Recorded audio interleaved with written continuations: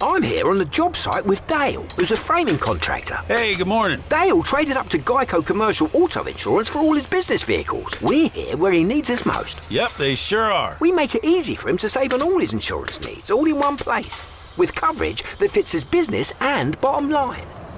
Oh, I shouldn't have looked down. It's all right. We're so far up here. Look at me. Take a deep breath. Oh, I'm good. So good. Get a commercial auto insurance quote today at geico.com and see how much you could save. Get more with Geico. Okay, so we've got a really interesting set of searches here, all about tornadoes. Yeah.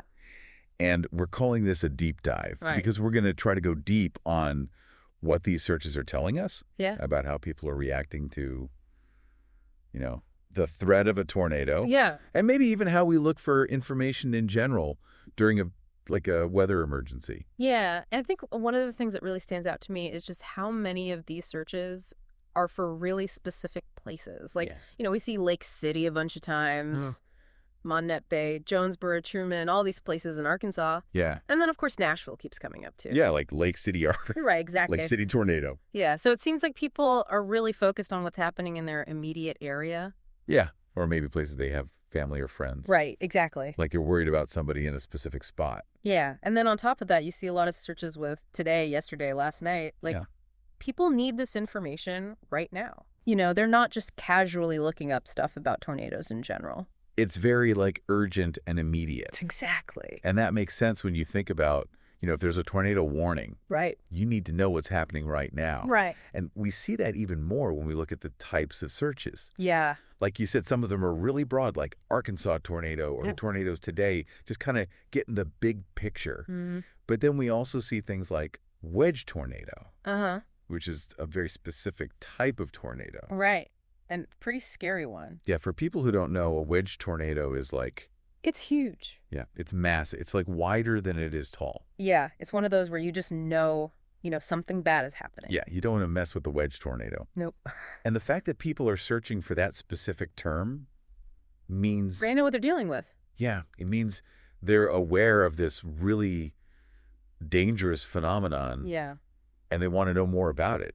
Right. And then you've got all those searches for real-time tracking. Yeah. Tornado Tracker Live. Where's the tornado now? Tornado Map Live. Live weather. All that stuff. Yeah, it's like people are glued to their phones or their computers, just trying to stay on top of what's happening. Mm-hmm. Yeah. And it makes you wonder if that's changing the way we think about severe weather. Uh-huh. Are we relying more on these live tracking tools than we used to? Yeah. I mean, think about it. Back in the day, you had to wait for the news on TV or the radio. Right. Now you've got all this information at your fingertips. Instantly. And that's got to have some kind of impact. Right. And of course, we also see searches for tornado warnings. Yeah. Which just emphasizes how important those alerts are. Right. And then once the immediate danger is passed, people want to know what happened. Yeah, we start to see searches like tornado damage today. Right. And then they're looking for local news sources like Kate 8 or News Channel 5 Memphis, so they can see the aftermath. Yeah, it's like the story's not over once the storm is gone. Right. People want to know the full impact. So to recap, it sounds like we have a lot of interest in tornadoes, specifically in Arkansas, or particularly around Lake City and Nashville. Right. And people want real-time information to stay safe. Yep. And then they want to understand the damage after the fact. That's it in a nutshell. So what does all this tell us about how we deal with these kinds of events in the digital age? With all this information available instantly, are we better prepared, or does it create new challenges? That's something to think about as we wrap up this deep dive. Thanks for listening. Thanks for having me. Today is your lucky day. Today is the day that our $3 website works for you, paying you directly to your PayPal daily.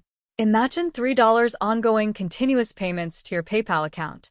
Imagine falling asleep and waking up to $300 in your PayPal account. How would this make you feel? How could this help you? What bills could you pay? What kind of fun could you have? What does that retirement look like now?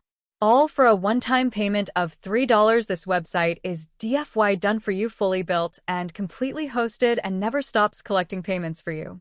You have spent $3 on coffee on a regular, but that coffee won't help you create multiple streams of income. Click the link below.